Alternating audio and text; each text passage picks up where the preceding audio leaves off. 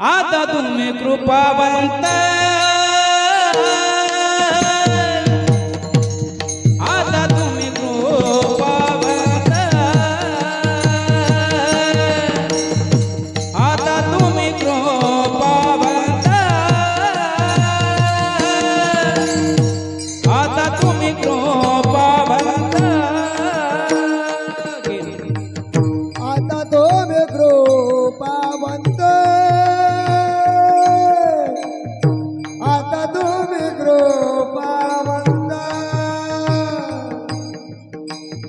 आता तुम्ही कृपावंत,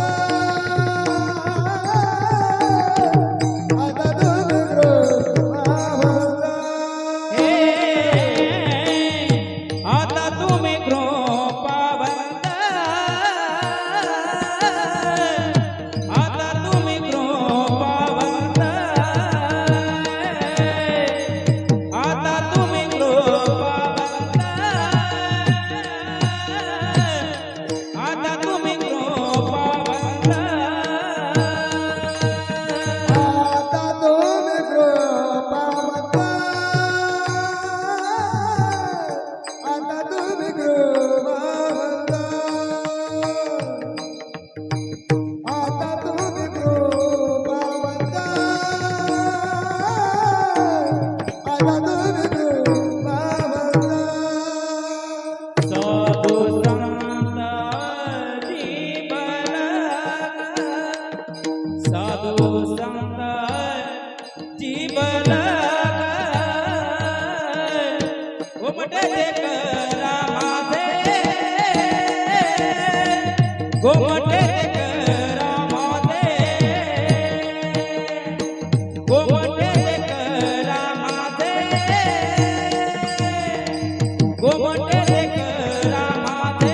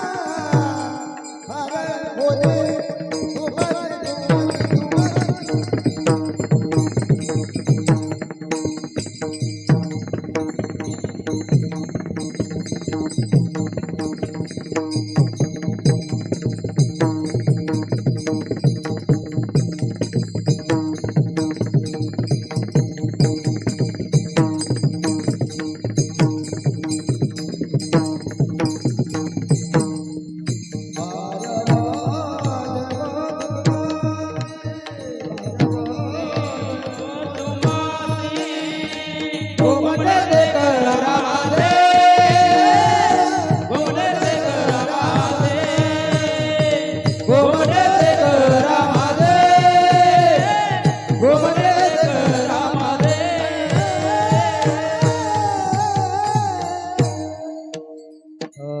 विठ्ठल विठ्ठल विठ्ठल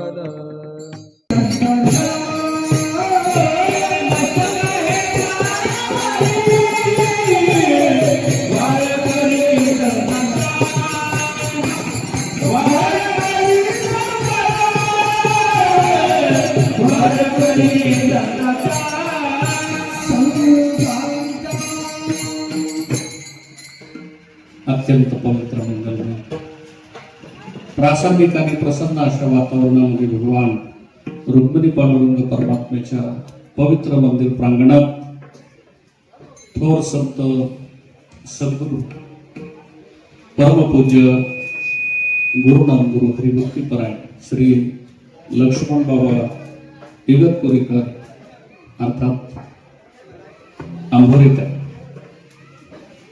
या पुण्यपुरुषांच्या पावन स्मृतीच्या निमित्ताने अधिक मासाच्या पर्व काळात आपल्या सगळ्या गावकरी मंडळीच्या अपार श्रद्धेतून संपन्न होत असलेला हा अखंड हरिनाम सप्ताह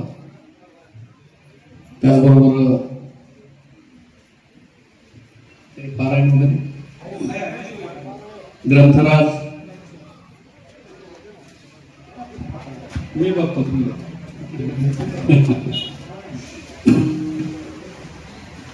ग्रंथराज ज्ञानेश्वरी पारायण सोहळा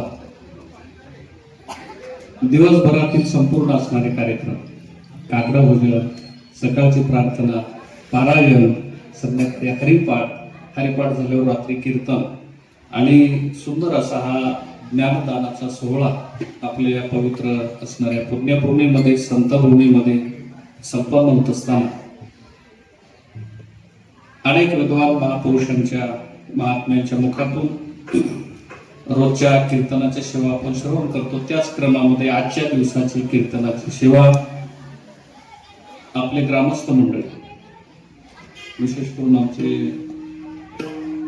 रावसाहेब काका आणि दुसरे आमचे विठोबा हे दोघं जण आमच्या संस्थानला स्त्री क्षेत्र शूर पुण्यभूमी त्या ठिकाणी पाठीमागे आले आणि त्यांनी आपला परिचय करून दिला की आम्ही गुरुनाम गुरु सद्गुरू बाबांच्या गावचे आम्हाला अतिशय आनंद वाटला आमच्या परिसरामध्ये सुद्धा सद्गुरू लक्ष्मण बाबांची तपोभूमी आहे श्री क्षेत्र चांदेश्वरी नदीच्या काठावर कासारी गाव आपण जर बाबांचं चरित्र वाचलं तर गुरुनाम गुरु सद्गुरू बंकट स्वामी महाराज आणि सद्गुरू लक्ष्मण बाबा महाराज या दोन महापुरुषांनी ज्या ठिकाणी साधना केली तिथलं काही त्यांनी ऐकलं त्यांच्या कानावर पडलं खरं म्हणजे त्यांचे संशोधक बुद्धी आहे की जिथं जिथं बाबांचं काय आहे तिथं आपण गेलं पाहिजे शोधलं पाहिजे अशा असणाऱ्या बुद्धीने ते आमच्यापर्यंत आले देवस्थानला आल्यानंतर परिचय झाला या गावच्या संबंधाने त्यांनी परिचय दिला गेल्या मधल्या काळामध्ये या सप्ताहाचं नियोजन झालं तेव्हा त्यांनी फोन केला तेव्हाच ते म्हटले होते की जरूर आमच्या गावामध्ये तुम्ही एखाद्या वेळी कार्यक्रमाच्या निमित्ताने या त्यांना म्हटलं हे आमचं अहोभाग्य आहे आम्ही ज्या वारकरी शिक्षण संस्थेमध्ये अभ्यास केला आम्ही इथं आमचे पूजनीय हरिभक्तीपरायण आमचे ज्येष्ठ गुरुबंधू दत्तात्रय महाराज इथं आहेत आम्ही खूप मंडळी एक दिवस आमचे ज्येष्ठ गुरुबंधू दुसरे दत्तात्रय महाराज त्यांची कीर्तनाची इथं सेवा झाली आम्ही सगळे मंडळी आळंदीच्या त्या काळामध्ये एकाच टायमाला आमची थोडीशी अगोदर ती मंडळी होती तेव्हा या गावामध्ये येण्याकरता सुद्धा पुण्य असावं लागतं अशा या पुण्य पावन असणाऱ्या गावामध्ये म्हणून पवित्र ते कुळ पावन तो देश जेथे हरीचे दास जन्म घेती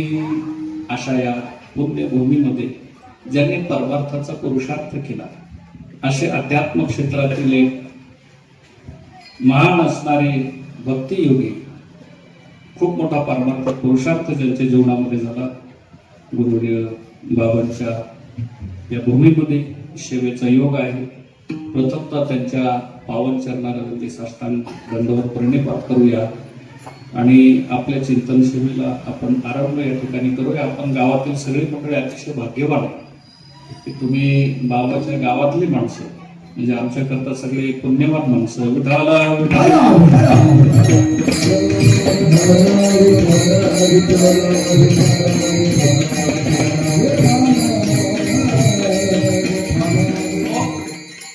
आमचे सगळे गुरुबंधू महाराज मंडळी, इथं आमचे महाराज मंडळी गुणीजन गायक धुरंद, आमचे दोन्ही मदंगाचार्य, आपण सर्व ज्येष्ठ टाळकरी मंडळी, हरिभक्तीपरायण आमचे रुपनर मामा महाराज, आमचे दुसरे महाराज, आमच्या संत महिलाबाई दिंडीचा त्यांचा खूप परिचय आहे. वरपे महाराज, आपण सगळी टाळकरी मंडळी, आमचे छोटे छोटे सगळे बालगोपाळ, योगायोगाने माझ्यासोबत आले आमचे निलेश महाराज मृदंगाचार्य, ते सुद्धा सुंदर वाजवतात. आपण सुद्धा दोन्ही मृदंगाचार्य, आपण सगळी ग्रामस्थ मंडळी, विनयकरी बाबा, आमच्या तुळशीवाल्या मावशी आणि आपण समोर बसलेले सर्व स्त्री पुरुष अबाल वृद्ध लहान थोर मंडळी, सर्वांच्या उपस्थितीमध्ये कीर्तनाची सेवेचा वेळ बरोबर 7 ते 9 आणि सुरू होता थोडासा उशीर होत होता, तरी सुद्धा आपण जास्त उशीर होऊ देणार नाही याची काळजी आपण करू. काय सुरू करणं तुमच्या हातात आहे, कीर्तन सुरू करणं तुमच्या हातात आहे, पण सोडणं माझ्या हातात आहे.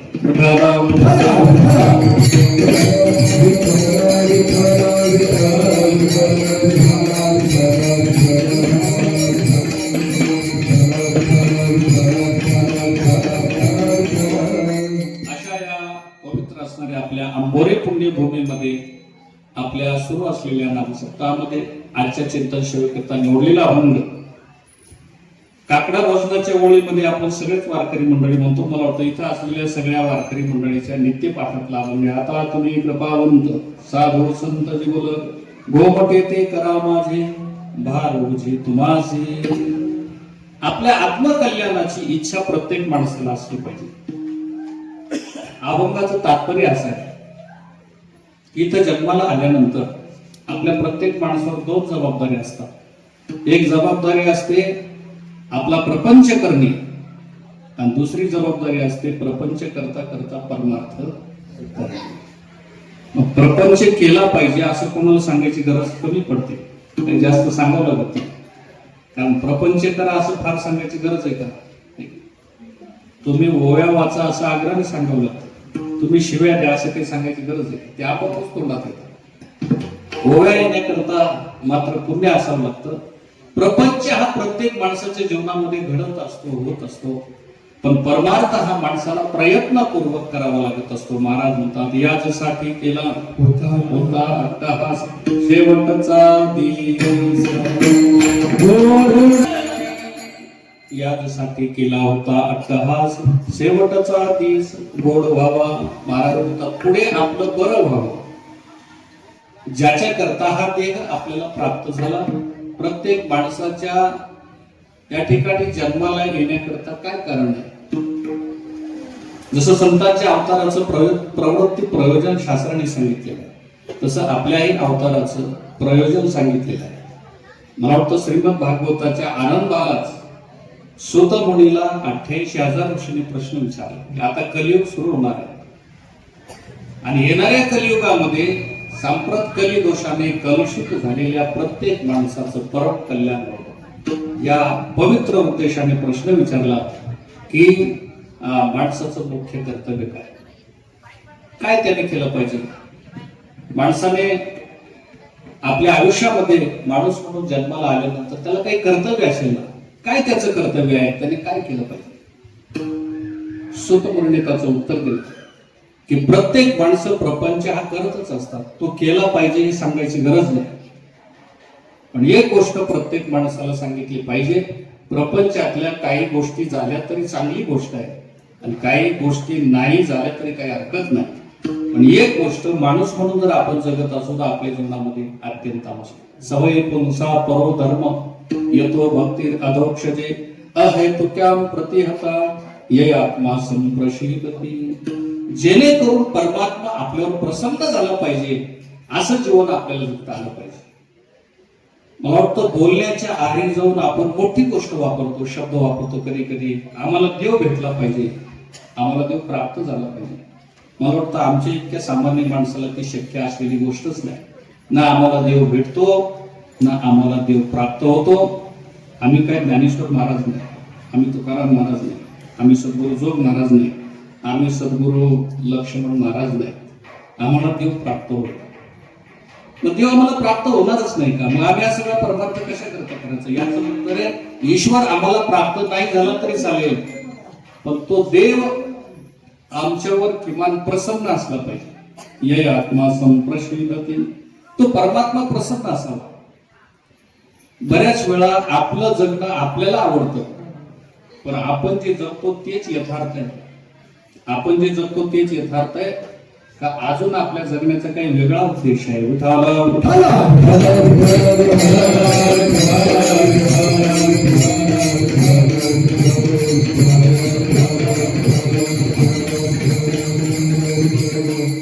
प्रत्येक माणसाच्या समोर हीच अडचण आहे.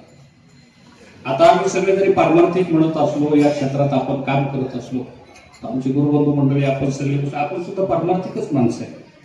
जरी या क्षेत्रात काम करीत असलो तरी आम्हाला विचारलं की बाबा मग तुम्ही करतात हाच परमार्थ आहे का अजून याच्यापेक्षा वेगळा आहे? तुम्ही जे करतात त्याला परमार्थ म्हणता का अजून वेगळा आहे? तर मला वाटतं आमच्याही मनात अजून संभ्रम आहे, आम्ही जो करतो तो खरा परमार्थ आहे का अजून काय वेगळा आहे?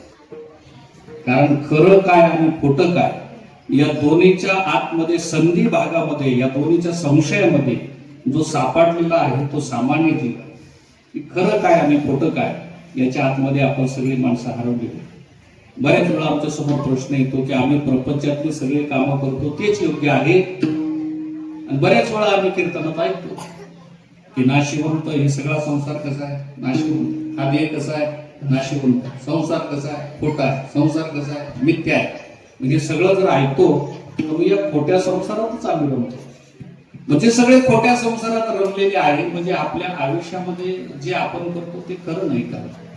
आणि याच्यापेक्षा वेगळं जर आमचं कर्तव्य असेल तर ते काय कर्तव्य आहे? मग आमचं कर्तव्य जर परमार्थ करणं आहे तर त्या परमार्थाला सुद्धा आम्ही कसं समजायचं की हाच परमार्थ खरा आहे? हे आम्ही करणं म्हणजे परमार्थ आहे. आपल्या मनाने आपण बरंच काही करतो, पण प्रवृत्ती निवृत्ती कार्य अवश्य पाहिजे. आचार्य पुढे काय म्हटलेलं आहे? आपमती भजता राया, अनेक आपया माझे पडे.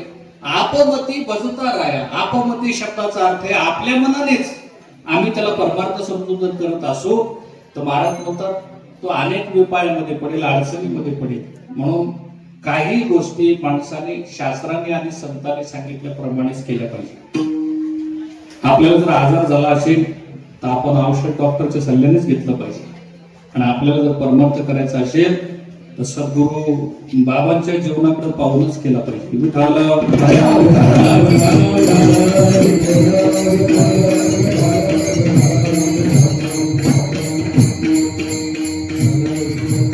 मार्ग दावणी गेले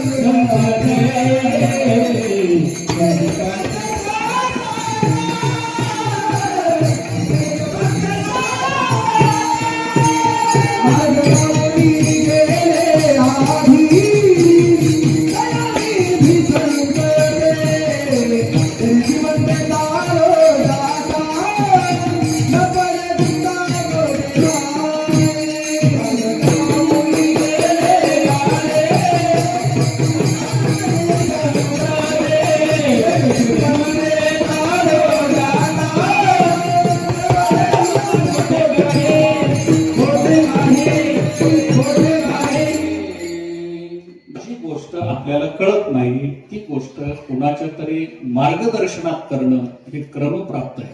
त्याच्याशिवाय आपल्याला दुसरा पर्याय नाही. आणि म्हणून प्रपंच आपण कसाही केला तरी चालतो, कारण सगळेच लोक ते करतात. मला वाटतं व्यवहारात सुद्धा मार्गदर्शकाची गरजच आहे. एखादा कपडा जरी आपल्याला घ्यायचा असला ना, तर बरोबर आपण मित्राला विचारतो, काय रे बाबा हा कपडा मी घेतो, हा बरा वाटतो का तुला, काय करू. मला वाटतं बस्त्याची पद्धत तर फारच जुनी आहे. बस्ता बांधायला जातात ना लग्न कार्याच्या त्या दिवसामध्ये, तर बस्ता बांधण्याकरता ज्याच्या घरी लग्न कार्य तो एकटा जात नाही, त्या बस्त्याकरता अनेक लोकांना घेऊन जातो. मग ते सगळे लोक नेण्याच्या पाठीमागे दोन उद्देश असतात. लोक नेण्याच्या पाठीमागे महत्वाचा उद्देश असतो की आपण त्याच्यात फसू नये, एवढा मोठे कपडे खरेदी करायचे त्याच्यात आपण चुकू नये, हा एक उद्देश आहे. आणि दुसरा एक उद्देश आहे आपले भाऊबंद रुसू नये. नाही तर मग त्यांना सगळ्यांनाच बस्त्याच्या कपड्यामध्ये फार कळतं असं काही नसतं, पण कमीत कमी नुसते भेळ खायला का होत नाही, तिथपर्यंत त्यांना घेऊन जावं लागतं. ते जर गेले नाही तर तो बस्ता जरी नाही त्यांना जास्त कळाला तरी लग्न कार्यामध्ये पुढं काही जास्त गडबड करू नये याच्याकरता त्यांना सोबत न्यावं लागतं. हा व्यवहार साधी रीत आहे की आपण एखादा माल खरेदी करायला गेलो तरी ज्याला त्या क्षेत्रामध्ये कळतं, आपण शेतकरी माणसं, आपल्याला जर बैल बाजारातून एखादा बैल जरी घ्यायचा असेल तर आपल्यापेक्षा बैला ज्याला जास्त कळतं आपण म्हणतो त्यांना रामनगर सोबत घ्या, तात्यांना सोबत घ्या, काकांना आपल्या सोबत असू द्या, म्हणजे त्यांना त्याची पारख आहे. मला वाटतं व्यवहारामध्ये जर एखादी क्रिया करायची तर त्याच्यामध्ये जाणकार माणसाची गरज आहे. तर परमार्थ ही खूपच मोठी महत्वाची गोष्ट आहे. तो परमार्थ जर करायचा असेल तर त्याच्याकरता कोणीतरी जाणता आपला मार्गदर्शक त्या क्षेत्रामध्ये असला पाहिजे. त्याच्याशिवाय, कारण आयुष्यभर आपण संभ्रमात जीवन जगतो, हे खरं का ते खरं, हे खरं का ते खरं. म्हणून कोणीतरी गायले नाही, सांगा मी काय भजन करू का, पोट भरून प्रपंच करावा का परमार्थ करावा, आणि दोन्ही जर करायचे आहे तर कशा पद्धतीने करावे, या सगळ्यांकरता मार्गदर्शकाची गरज आपल्या जीवनामध्ये नक्की असते. आणि म्हणून ते मार्गदर्शक जे साधू संत आहे ना, ते परमार्थाच्या मार्गातले प्रवीण महात्मे.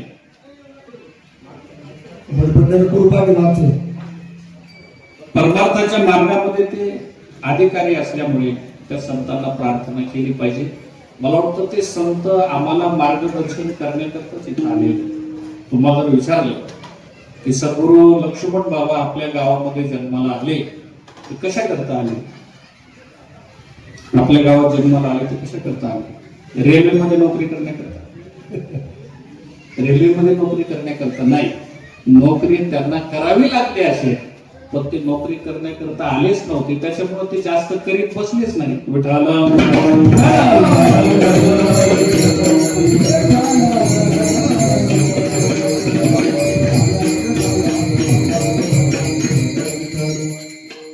ते इथं फक्त आपल्याला मार्ग दाखवण्याकरता आले बरं का. येथे उपकारासाठी आले, गरजा वैकुंठी ते या ठिकाणी आले नाहीत ना, फक्त आपल्याला मार्गदर्शन करण्याकरता आले. पहिली गोष्ट आहे की आपल्याकडे जिज्ञासा असावी, आपल्याला खरा मार्ग कळावा अशी इच्छा आपली झाली पाहिजे. आजच्या अभंगाची प्रस्तावना थोडी मोठी केली तर मोठी आहे, छोटी केली तर लहान. पहिल्यांदा आपल्या मनामध्ये असा संशय आला पाहिजे की ज्या संसारामध्ये मी जगतो, ज्या संसारात राहतो, तो संसार कसा आहे. मला वाटतं देव नंतर कळाला तरी चालेल आणि साधू संत आपल्याला कळणारच नाही, कारण भक्ताचा महिमा, भक्ताची जाणती दुर्लभ होय गती अनेकांची, त्यांचा महिमा आम्हाला कळणारच नाही. आणि परमार्थ कशाला म्हणतात ती आम्हाला कळणार नाही. मला वाटतं संसार कळाला तरी खूप झालं, संसार कळाला तरी खूप झालं. ज्यांच्यासोबत आपण आयुष्यभर राहतो ना ते लोक तरी आम्हाला कळाले का, आम्ही ज्यांना मित्र म्हणून राहिलो, आम्ही ज्यांना परिवार समजून त्यांच्यासोबत आमचं आयुष्य संपवलं, ते तरी आम्हाला कळालं का. म्हणून म्हातारी माणसं जर भेटली ना काका तर त्याचं एकच राहतं, ते म्हणतात महाराज काय खरं नाही. हे ध्रुवपद आहे त्यांचं, त्यांच्या बोलण्याच्या अगोदर वाक्य असतं की महाराज काय खरं नाही. याचा अर्थ आहे की जेवढ्या विश्वासाने आत्मीयतेने आपला परिवार त्यांनी सांभाळला ना, त्या परिवाराने तेवढ्या आत्मीयतेने त्यांच्या बरोबर व्यवहार केला नाही. आम्हाला माणसाची गरज नसते, आम्हाला कोणीतरी जीवलग असावं लागतं. मला सांगा, म्हातारपणामध्ये वस्तूची गरज असते का, म्हातारपणामध्ये गोळ्या औषधाची गरज कमी असते. फक्त दोन माणसांनी आपल्याशी प्रेमाने दोन शब्द बोलावे याची गरज अतिशय जास्त असते. सगळ्यात मोठं औषध म्हाताऱ्या माणसाचं तेच आहे.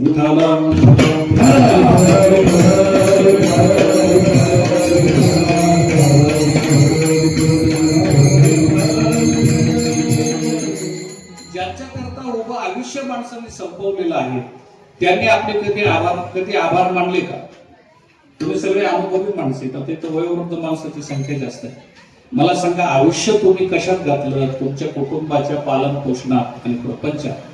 त्या प्रपंचातल्या लोकांनी, त्या प्रपंचाने कधी तुमचे आभार मानले का? कधी आभार मानले का? यांनी आमच्याकरता एवढं खूप केलेलं आहे. मला वाटतं जो माणसाला कधीच प्रतिष्ठा देत नाही त्याचं नाव संसार आहे. गरज संसारात प्रतिष्ठेची प्रत्येक माणसाला.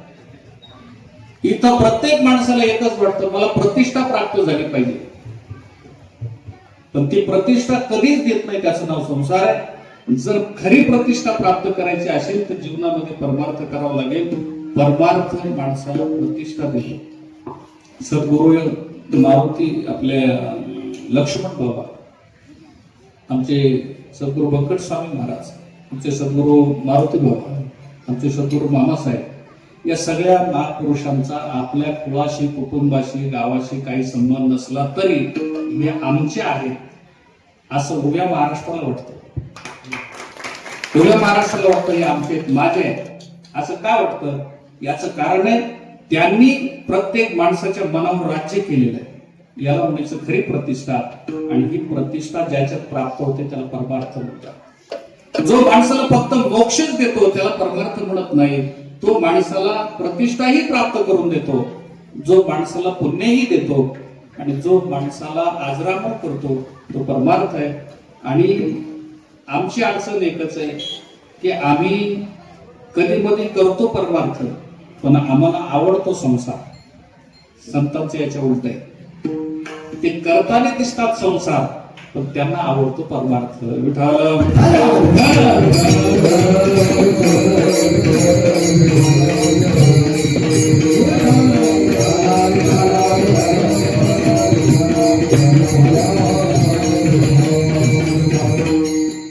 परमार्थ महाधन, परमार्थ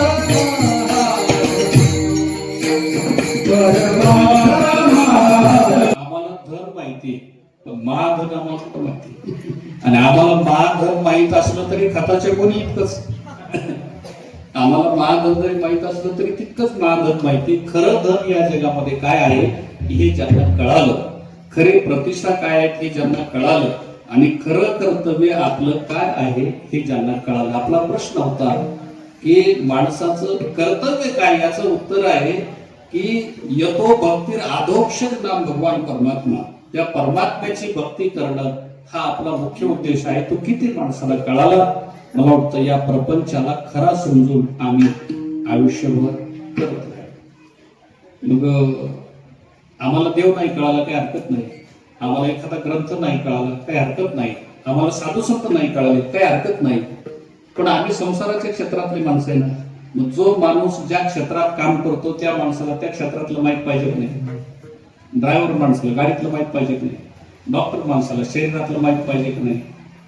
कीर्तनकार माणसाला ग्रंथातलं माहित पाहिजे की नाही? भजनी माणसाला भजनी मालिकेतलं माहित पाहिजे की नाही?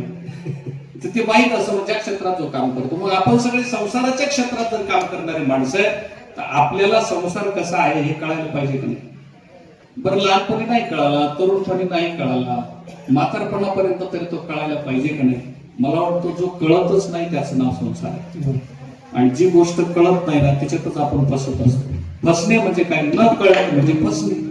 संसारामध्ये आम्हाला करत असलो तरी त्या संसारात आम्हाला कळत नाही. संतांनी संसार केला नाही याचं कारण आहे त्यांना तो अगोदर कळाला.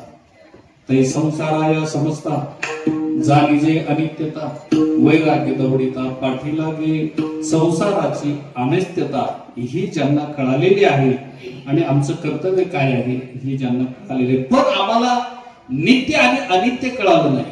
पण एक गोष्ट नक्की आहे, या शरीरात प्रत्येक माणसाला वाटतं माझं कल्याण झालं पाहिजे. काय वाटतं? माझं कल्याण झालं पाहिजे. पण कल्याण कशात आहे ही गोष्ट आम्हाला माहित नाही. पण कल्याण झालं पाहिजे अशी तळमळ प्रत्येक माणसाची. आई बापाला वाटत नाही का आपल्या मुलाचं कल्याण व्हावं? वाटत असलं तरी ते मुलाचं कल्याण करू शकत नाही. याचं कारण आहे कल्याणाचा मार्ग त्यांना माहीत नाही. तर नाही ठावे जननी जनका दाविती लौकिकाचारती. महाराज म्हणतात त्यांना माहित नाही. मग त्यांना माहित नाही, आपल्याला कळत नाही. कल्याण झाल्याशिवाय पर्याय नाही. दुःखातून सुटायचं आहे, सुख उपभोगायचं आहे, आपलं कल्याण झालं पाहिजे असं प्रत्येक माणसाला वाटतं. मग त्याच्याकरता आपण काय केलं पाहिजे? मला वाटतं त्याच्याकरता ज्यांना संसारही चांगला कळला आणि परमार्थही चांगला कळला आणि कल्याणाचा मार्ग ज्यांना माहीत आहे आणि ते कल्याण जे माणसं उपभोगतात असे संत या जगामध्ये आहेत. त्या संतांना विचारलं पाहिजे की आता तुमच्याशिवाय आम्हाला कुणीच नाही, कृपा करून तुम्ही कृपाळू आहात, आमच्या कल्याणाचा मार्ग तुम्ही सांगा. अभंगाचं पहिलं चरण.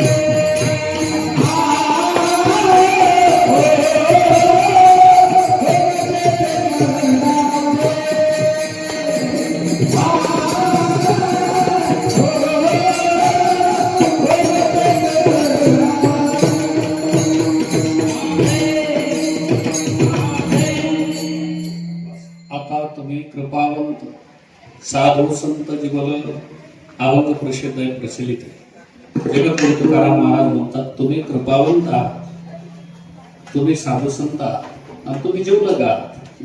चार गोष्टी. तुम्ही जीवलग आहे काय? एखाद्याने आपल्यावर कृपा करावी याच्याकरता त्याचा आपला काही संबंध पाहिजे. अहो साधा चहा पाजायचा तरी माणसं बिना संबंधाचा थोडाच पाजतात. ज्याला चहा पाजायचा त्याची आपली ओळख पाळख काहीतरी त्याच्याशी संबंध, त्याने आपल्याला पूर्वी कधी पाजलेला वगैरे असं काही असलं तर आपण त्याला चहा पाजायचा आहे. इथं तुकाराम महाराजांनी प्रार्थना केलेली साधू संतांना की तुम्ही कृपावंत आहात. पहिली गोष्ट कृपा करणे हा तुमचा स्वभाव आहे, हा तुमचा धर्म आहे. तुम्ही सनकादिक संत म्हणत होता कृपावंत. या अभंगात सुद्धा मौज आहे बघ. महाराज काय म्हणतात? तुम्ही सनकादिक संत म्हणविता, याची कृपावंत नंतर पण तुम्ही सनकादिक संत म्हणविता, तुम्ही स्वतःला संत म्हणून घेता. मग तुम्ही जर स्वतःला संत म्हणून घेतात तर तुम्ही कृपावंत असलंच पाहिजे. तुम्ही जर संत म्हणून घेता तर तुम्ही कृपावंत असलं पाहिजे. तुम्ही जर कृपावंत नसाल तर तुम्ही संत असू शकत नाही. कृपा वेगळी संत वेगळी नव्हे. संत आणि कृपा दोन्ही एकच आहे. काय काही शब्द लोकांनी पार खाली आणून टाकले, काही शब्दाला पार किंमतच राहिली नाही. जसं उदाहरणार्थ ह भोको या शब्दाचा अलीकडे पार कचरा झाला. ज्याने पंक्तीला नाश्ता दिला त्याला सुद्धा हा भोको. ज्याने 500 रुपये वर्गणी दिली तो सुद्धा हक होतो. पण त्याच्या गळ्यात माळ नसली, त्याला देव माहीत नसला, धर्म माहीत नसला तरी तो हक होतो. कशा करता याला म्हणायचं आपल्या वागण्यातली ही लाचारी. मला वाटतं हक होप अजून आम्ही सगळे सुद्धा नाही. हरीच्या भक्तीमध्ये नित्यपरायण कोण आहे? ज्याला जो ब्रह्मनिष्ठ झालेला आहे आणि हरी भक्तीमध्ये जो नित्यपरायण आहे. मला वाटतं आपल्या सत्ताच्या पत्रिकेमध्ये पहिलीच ओळ लिहिलेली आहे, अखंड हरिनाम सप्ताह. 7 दिवसापुरता जो अखंड चालतो तो हरिनाम सप्ताह. मला वाटतं तो सुद्धा तितका अखंड चालत नाही जितका लिहिलेला आहे, तितका चालत नाही. तसं आयुष्यभर शेवटच्या श्वासापर्यंत जो देवाच्या भक्तीमध्ये लीन असतो त्याला हरिभक्ती परायण असं म्हणतात. मग तो शब्द आपल्याला सोपा. तसं कृपा शब्द सुद्धा माणसाने इतका खाली आणला. एका माणसाकडे तंबाखू होती आणि त्याला चुन्याची गरज होती. एका माणसाकडे तंबाखू होती, त्याला चुन्याची गरज होती. त्याला समोर एक माणूस दुसरा दिसला, त्याच्याकडे चुना होता. हा म्हटला, कृपा करून मला चुना देता का? कृपा करून मला चुना देता का? मला वाटतं चुन्याकरता कृपेची काय गरज आहे? त्याच्याकरता चारण्याची गरज आहे फक्त. विठाला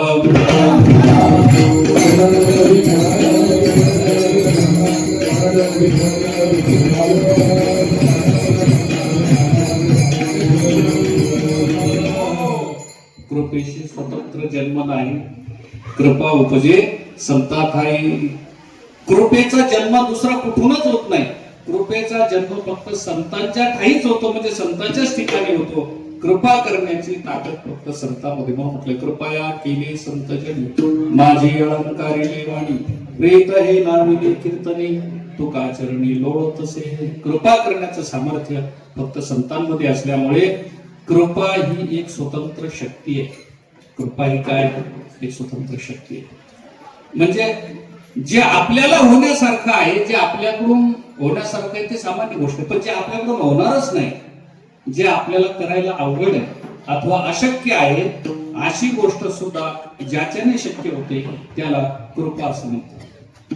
मला सांगा, रेडा वेद बोलत असतो का? माणसं तरी बोलतात का? हरिपाठ म्हणायची बोंबा बोंबे. वेद म्हणजे साधी गोष्ट आहे का? पण तो वेद बोलला जातो आणि तो सुद्धा माणसाची वाणी आहे, तो बोलेल एखादा. पण ज्याला मानवाप्रमाणे वाणी नाहीये असा एक निर्बुद्ध असणारा प्राणी आहे आणि तो प्राणी सुद्धा वेद बोलू शकतो. मला वाटतं मानव समाजामध्ये कुठल्याही विज्ञानात न बसणारी ही गोष्ट आहे. विठाल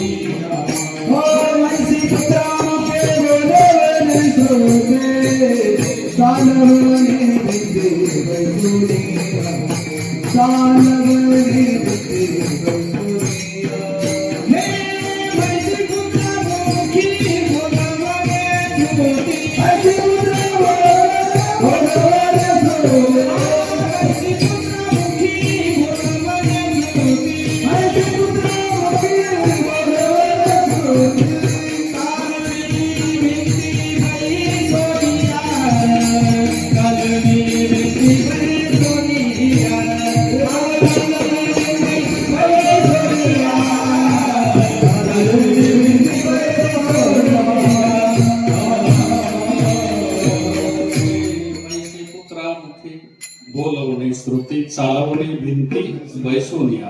पहिली गोष्ट जे जीवावर करू शकतात ती कृपा. अजून सांगू का? कधी वेळ प्रसंगी देवावरही करू शकतात, त्यांचं सामर्थ्य. कधी जडावरही करू शकतात. कृपा ही सगळ्यांवर करण्याची ताकद आहे आणि कृपा शक्ती ज्याच्या जवळ आहे तोच कृपा करू शकतो. मला वाटतं डोक्यावर हात तुमच्या कोणी ठेवतो? तुम्ही आमच्यासारखेच्या पाया पडले तरी आम्ही तुमच्या डोक्यावर हात ठेवू.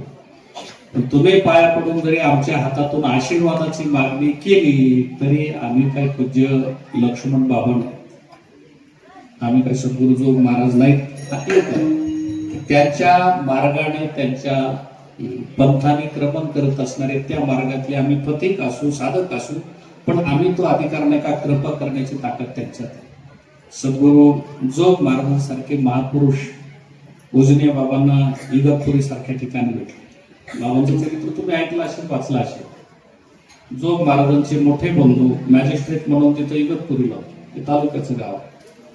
मग ते आल्यानंतर त्यांच्याकडे जोग महाराज आले. आपले मोठे भाऊ तिथं मॅजिस्ट्रेट आहे, तर पुण्यातला उच्च विद्या विभूषित संपन्न असणारा जोग परिवार, विद्वान ब्राह्मण कुळात.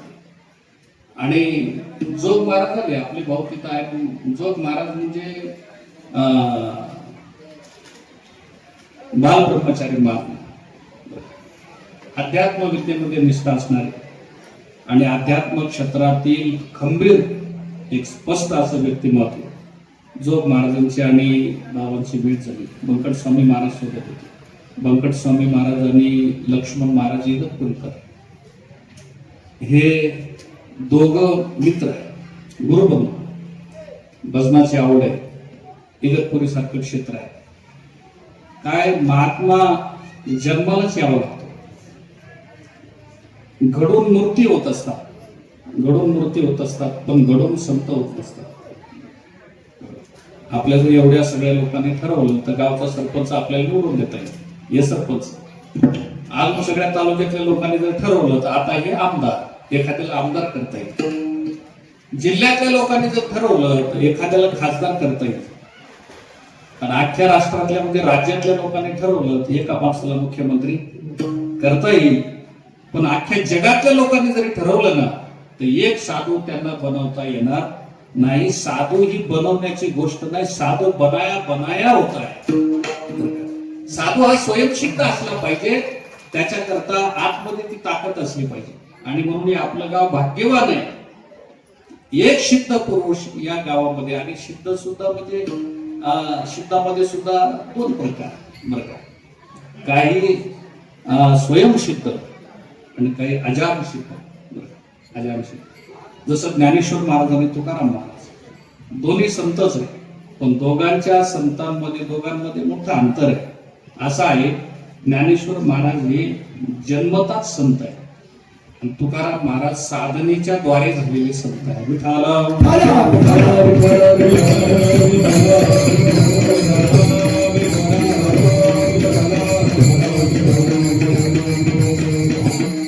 माऊलीच्या बाबतीमध्ये त्यांच्या जोया पाहिले की आपल्याला कळेल नाही का. उपजताचे ज्ञानी हे वर्म जाणून आले लोटांगणी, सांगदेव तैसे दशेची वाट न पाहता, वैशेच्या गावानं येता, बाळपणीच सर्वज्ञता वरी तयाते. या अधिकाराचे जे आहेत ना ते ज्ञानोबर आहे. ते हे ज्ञानेश्वर, ते हे निवृत्तीनाथ ज्ञानेश्वर स्वतः मुक्ताबाई ज्ञान भित्ती कळा, हा अधिकार त्यांचा आहे. जगद्गुरु तुकाराम महाराजांना तसं नाही, त्यांना पायरी पायरीने जावं लागतं. महाराजांनी आपलं आत्मचरित्र सांगितलं की पहिल्यांदा टाळ वाजायला, मग भजन म्हणायला, मग कीर्तनात हळूहळू टाळ घेऊन उभं राहायला. ते काही डायरेक्टच असे फेटा बांधून उभे नाही राहिले. आताच्या लोकांनी इतकी घाई नव्हती. आता जुन्या काळात मुलं संस्थेत जर नेऊन सोडायचे असेल एखाद्या शिकणाऱ्या वारकरी शिक्षण संस्थेत, तर पहिल्यांदा लहान मुलं तिथे घेऊन जायचे आणि घेऊन गेल्यानंतर त्याला बसनी मालिका द्यायची. त्याला मृदंग शिकायचं असलं तर मृदंग द्यायची. मग त्याला जे शिकायचं असेल ते साहित्य द्यायचे. त्याला सांगायचे महाराज आमचा मुलगा आहे, याला तुम्ही चांगलं शिकवा, याला तुम्ही विद्या द्या. हळूहळू याला तुम्ही काय करा, गायनाच्या क्षेत्रामध्ये, भजनाच्या क्षेत्रामध्ये, अभ्यासाच्या क्षेत्रामध्ये याला तुम्ही प्रवीण करा. आता अगोदर टाळ घेऊन जात नाही, पकवास घेऊन जात नाही, भजनी मालिका देत नाही. मुलगा संस्थेत घेऊन जातानाच फेटा विकत घेऊन जातो. फेटा शिकून झाल्यावर फेटा बांधायचा आहे. इथं शिकायच्या आधीच फेटा खरेदी केलेला आहे.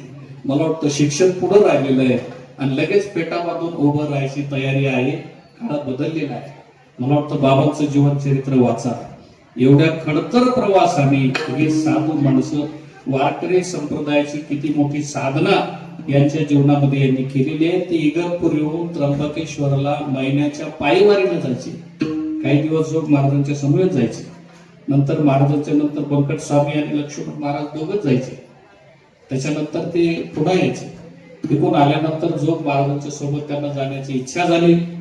बंकट स्वामी महाराज जोग महाराजांच्या सोबत निघून गेले आणि आमचे गुरुनाथ गुरु लक्ष्मण महाराज इगतपुरीलाच राहिले. पण तिथं राहिले तर त्यांना करमतच नव्हतं.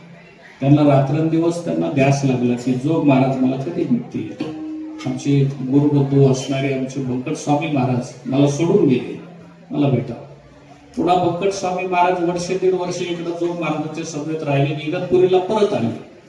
तर बंकट स्वामी महाराज आल्यानंतर एवढा आनंद झाला लक्ष्मण बाबांना. याला म्हणतात जिवलग. आपल्या अभंगात आहे ना साधू संत जिवलग. खरं म्हणजे जगामध्ये जिवलग शब्द हा एकमेकाला लागतोय. संसारात जे एकमेकाला जिवलग म्हणतात ना, माझं त्यांच्यावर असं प्रेम आहे, त्यांचं यांच्यावर तसं प्रेम आहे, खरं म्हणजे हे सगळे डुप्लिकेट. जिवलग शब्द फक्त संतांनाच लागतो. आणि म्हणून जेव्हा आले तेव्हा त्यांची भेट झाली, आनंद झाला. तोपर्यंत बंकट स्वामी महाराजांनी अभ्यास करून कीर्तन करायला लागले. बंकट स्वामी महाराज कीर्तन करायचे. लक्ष्मण बाबा म्हटले, स्वामी महाराज तुम्ही आता झाले कीर्तनकार.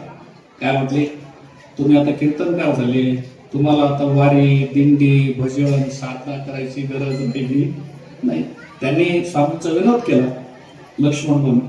ते म्हणे आता तुम्हाला काय गरज राहिली, तुम्ही झाले महाराज, लोक तुमच्या पाया पडणार, तुम्ही कीर्तनात जाऊन उभं राहणार, तुम्ही कीर्तन सांगणार. स्वामी म्हणले, लक्ष्मण बाबा तसं काही समजू नका, मी तुमचाच गुरुबंधू आहे आणि आपण दोघे जोग महाराजांचे शिष्य आहे. ते म्हणले, आपण काय आलत्या भलत्या गुरुचे चेले नाही, आपण जोग महाराजांचे शिष्य आहे. माझ्याकरता कीर्तन करणं महत्वाचं नाही, माझ्याकरता पांडुरंगाची उपासना करणं महत्वाचं आहे आणि वारकरी संप्रदायाची साधना करणं हे माझं ध्येय आहे. मग लक्ष्मण बाबा म्हणले, तुम्ही चालणार का साधने करता? स्वामींनी विचारलं, कुठं जायचं? लक्ष्मण बाबा म्हटले, दोघांनाही निघून जायचं, जोपर्यंत देव प्राप्त होत नाही तोपर्यंत एकांतात साधना करायचं. त्याला म्हणायचं जिज्ञासा. दोघांनी ठरवलं आणि ठरवल्यानंतर इगतपुरी सोडून दिली आणि तिकडं नाशिकच्या बाजूला गेले. पुढे आमच्या तिकडच्या साईडला नांदगावला रेल्वेमध्ये बसून नांदगावला आले. तिथं उतरले. आता तिथलं ओळख नाही पाळख नाही, पण नांदगाव पासून काही अंतरावरती कासारी नावाचं एक गाव आहे आणि तिचं चांदेश्वरी नावाची एक नदी आहे.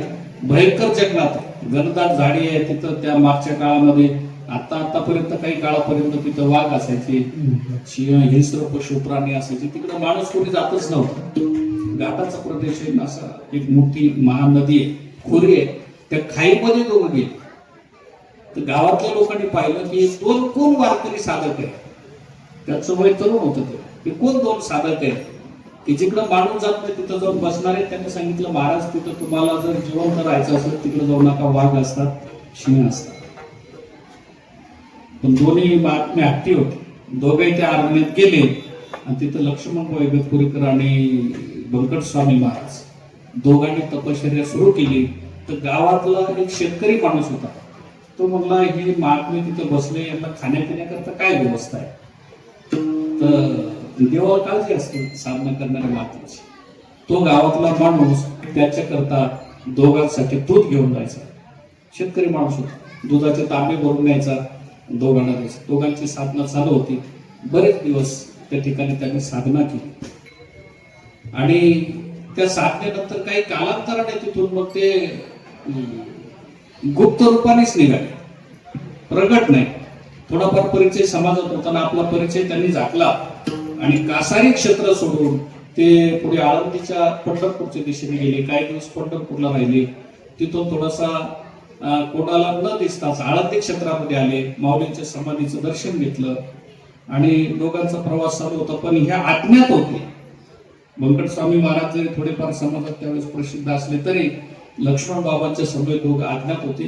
त्यांनी ठरवलेलं होतं की वारकरी संप्रदायामध्ये कीर्तन करणं महत्वाचं नाही, संप्रदायामध्ये स्वाध्याय करणं महत्वाचं आहे, अभ्यास करणं महत्वाचं आहे आणि साधना करणं महत्वाचं आहे.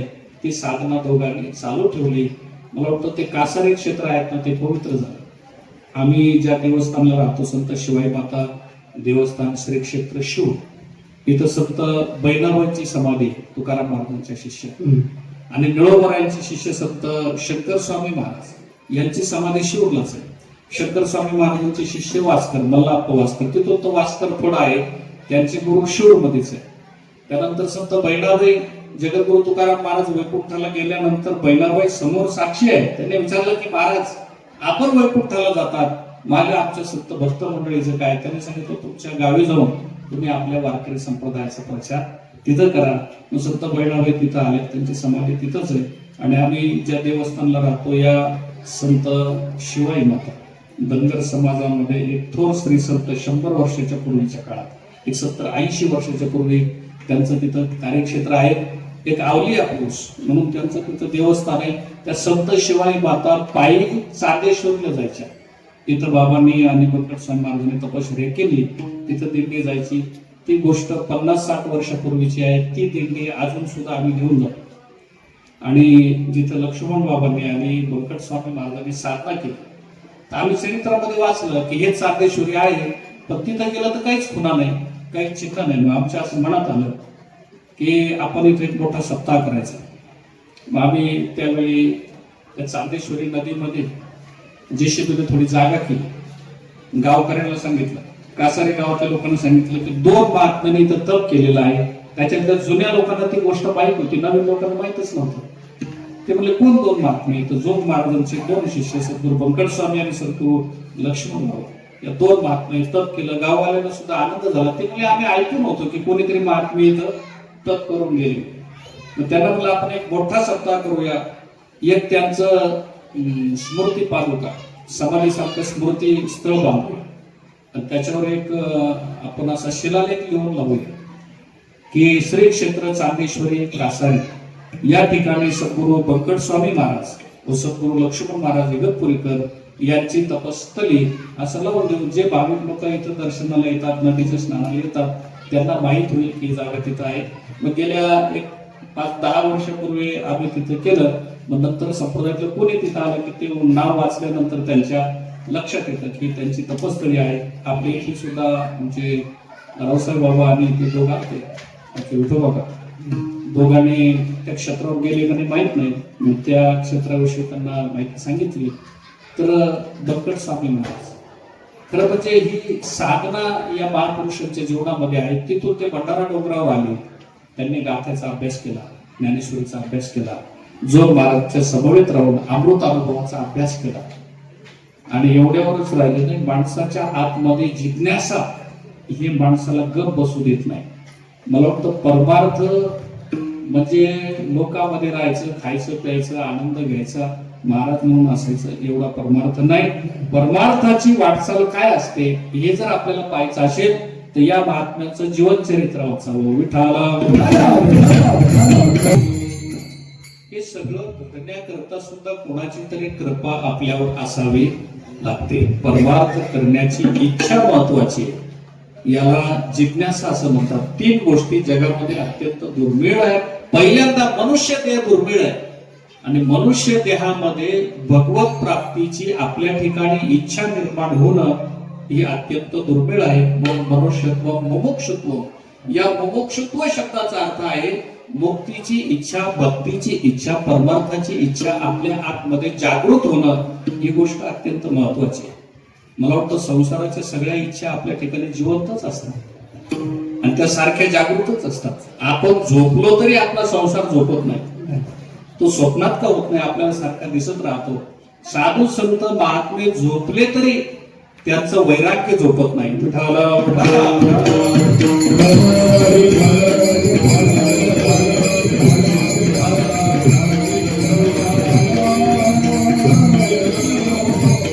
आणि म्हणून ती ओवी आपल्या पाठच आहे, जया ते निजे लिया उपासी वैराग्य का. आम्हाला जागा राहून सुद्धा आणि वैराग्याचा मार्गात जाऊन सुद्धा ते वैराग्य जागृतीत टिकत नाही आमचं. पण महात्म्याचं वैराग्य झोपेत सुद्धा जिवंत असतं. मला वाटतं ते झोपलेले असतात आणि त्यांचं वैराग्य त्यांची रक्षा करीत असतात. म्हणून हे गुण आपल्याला प्राप्त करावे लागतात आणि तेच गुण संतांच्या जवळ आपण होऊन येत असतात. मला वाटतं माणूस जर योग्य असला ना तर वैराग्य तिथं येऊन राहतं. माणूस जर योग्य असला ना तर भक्ती तिथं येऊन राहते आणि माणूस जर योग्य असला ना तर ज्ञान त्याच्याकडे येण्याची इच्छा करतो. ज्ञान सुद्धा त्याच्याकडे येण्याची इच्छा करते. काही माणसं या जगात असे आहे की जगातले सगळे सद्गुण त्यांच्याकडे जाण्याची इच्छा करतात, इतके ते अधिकारी. आणि आम्ही आयुष्यभर ते गुण मिळवण्याचा प्रयत्न करतो, पण गुण कमी मिळतात, अवगुणच जास्त मिळतात. मला वाटतं हा त्याच्या अधिकाराचा विचार आहे संत जीवनामध्ये. पण त्याच्याकरता सुद्धा संत सद्गुरूंची कृपा असावी लागते. आणि कृपा झाल्याशिवाय या जगात आपल्याला काहीच प्राप्त होत नाही.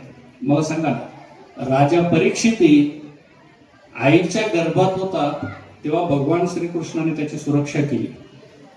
राजा परीक्षित आईच्या गर्भात होता 9 महिन्यापर्यंत, कारण त्या अश्वत्थाम्याने आईच्या गर्भावरच ब्रह्मास्त्राचा प्रयोग केला होता. ब्रह्मास्त्र म्हणजे सगळ्या जगाला जाणणार. पण एवढासा बालक होता, त्या ब्रह्मास्त्रापासून त्याची रक्षा देवाने केली. आणि श्रीकृष्ण उत्तरेच्या गर्भात परीक्षितीच्या सोबत 9 महिने राहिले आणि त्या ब्रह्मास्त्रापासून त्याची रक्षा केली. बालकाचा सुखरूप जन्म झाला. पुढे थोडा मोठा झाल्यानंतर त्या राजा परीक्षितीने मला वाटतं पांडवाची राजगादी सांभाळली. जो पांडवांचा नातू आहे, भारत देशाचा चक्रवर्ती सम्राट आहे, आणि आईच्या गर्भात ज्याला भगवान श्रीकृष्णानेच वाचवलेलं आहे. मला सांगा ना, किती कृपा या माणसावर सगळ्यांची, किती मोठा अधिकार आहे. पण एवढं सगळं असलं तरी माझं आत्मकल्याण व्हावं याच्याकरता त्याला राज्यगादीचा त्याग करावा लागला. आपल्या कुळाची प्रतिष्ठा बाजूला ठेवावी लागली आणि थेट गंगेच्या काठावर जाऊन शुकाचार्यांची शरणागती करावी लागली. त्याला माहितीये माझ्याकडे सगळं असलं तरी एक साधू माझ्या जीवनात येत नाही तोपर्यंत माझं कल्याण होत नाही. काय तात्पर्य? एक साधू जीवनात येत नाही तोपर्यंत माझं कल्याण होत नाही. जगातला चक्रवर्ती सम्राट राजा असला आणि देवाची कृपा प्राप्त झालेला असला तरी सुद्धा जोपर्यंत संतांची कृपा त्याला प्राप्त होत नाही तोपर्यंत माझं जीवन पूर्ण झालं असं मला वाटत नाही. का संत कृपेची अपेक्षा आहे. चिंतामणी लोक सुखम सुरद्रोह स्वर्ग संपदम प्रयचितो गुरु प्रीती वैकुंठम योगी दुर्लभम. चिंतामणी जर मिळाला तर या लोकातल्या सगळ्या चिंता मिटतात. चिंतामणी नावाचा एक दिव्य खडा आहे, दगड. आणि कल्पतरू जर मिळाला तर स्वर्गातले सगळे सुख मिळतात. पण फक्त या लोकातले आणि स्वर्गातले सुखच ते देऊ शकतात. वैकुंठाधिपती परमात्म्याचं सुख ते देऊ शकत नाही. ते सुख जर प्राप्त करायचं असेल तर फक्त संतच देऊ शकतात. म्हणून प्रयचितो गुरु प्रीती वैकुंठम योगी दुर्लभम कृपा आवश्यक आहे. आता तुम्ही कृपावंत साधू संत जीवला या अभंगाचं जेवढं चिंतन केलं म्हणजे संतांकडे तुकोबाराय सांगतात तुम्ही कृपावंत आहे आणि तुम्ही आमच्यावर कृपा करा. मला वाटतं आता शब्द का त्यांनी वापरला असेल तो, म्हणजे संत आता कृपावंत आहे याचा अर्थ याच्यापूर्वी ते नव्हते का? आता तुम्ही कृपावंत याच्यापूर्वी नव्हते का? त्याचं उत्तर असं आहे की 9 वाजलेले आहे. त्याचं उत्तर असं आहे की अगोदर माणूस संसारातच सुखी होण्याचा प्रयत्न करतो. पहिला प्रयत्न तर माणसाचा संसारातच असतो, याच्यात त्याच्यात कशात तरी मिळेल. दुसरा प्रयत्न असतो माणसं आपल्याला सुखी करते. तिसरा प्रयत्न असतो आपल्या मनानेच आपण सुखी होऊ. चौथा प्रयत्न असतो आपला कोणीच नाही केलं तर देव आपल्याला सुखी करेल. पण जेव्हा सगळ्या ठिकाणी भ्रमनिराश होतो आणि आपल्याला सुखी कोणीच करू शकत नाही असं लक्षात येतं तेव्हा शेवटी पर्याय येतो की आता फक्त संतच आहे. मला वाटतं हा आता शब्द संदर्भ घेऊन आलेला आहे. साहित्यामध्ये काही शब्दाचा स्पष्टच अर्थ असतो आणि काही शब्दाचा शब्दार्थ वेगळा असतो आणि त्याची लक्षणं वेगळी असते. आणि काही शब्दाच्या बाबतीमध्ये असतं की ते संशयित शब्द असतात, त्याचा अर्थ मागच्या पुढच्या वाक्यावरून लावावा लागतो. तसं आता हा जो शब्द तुकाराम महाराजांच्याशी खूप अभंग आहे सगळ्या संतांचे की त्यांनी अभंग सुरू करतानाच पहिला शब्द आता वापरलेला. त्या आता शब्दाचा काय अर्थ करायचा? तुम्ही कृपावंत आहेत हे बरोबर आहे, पण आता काय बनवलं? त्या आता शब्दाचा संदर्भ लावा लागणार. मला वाटतं आता कोठे धावे आता जाणारे बाईनो आता तरी पुढे हाची उपदेश असे किती अभंग आपल्याला सांगता येते. तसं महाराज या अभंगामध्ये म्हणतात आता तुम्ही कृपावंत म्हणजे आता वर्तमानात तुम्ही कृपावंत आहेत, याच्या पूर्वी नव्हते का किंवा याच्या पुढे राहणार नाही का? आता कृपावंत याचं तात्पर्य काय? त्याचं तात्पर्य देताना एक उदाहरण दिलेलं आहे की एखाद्या शब्दाचा संदर्भ माहीत असला की त्याला लावून घ्यायचा असतो. ती एक गोष्ट सांगितली जाते की एक माणूस प्रवास करत होता, त्याला भूक लागली. बाजूला एक हॉटेल दिसलं, तर हॉटेल मोठं होतं, हॉटेलमध्ये जेवायला गेला. आणि हॉटेलमध्ये जेवायला बसल्यानंतर त्याचं जेवण चालू होतं आणि जेवण उरकत आल्यानंतर त्याच्या मनात काहीतरी भावना जागी झाली. ज्या चमच्याने तो जेवत होता ना, तो म्हणला जेवण अतिशय चांगलं आहे, पण एवढे चमचे जर घरी गेले तर बरं होईल. काही माणसाला चमचे फार आवडतात. तो म्हणला एवढे चमचे जर आपण घरी नेले तर बरं होईल. आता हॉटेलवाला चमचे घरी नेऊ देईल का?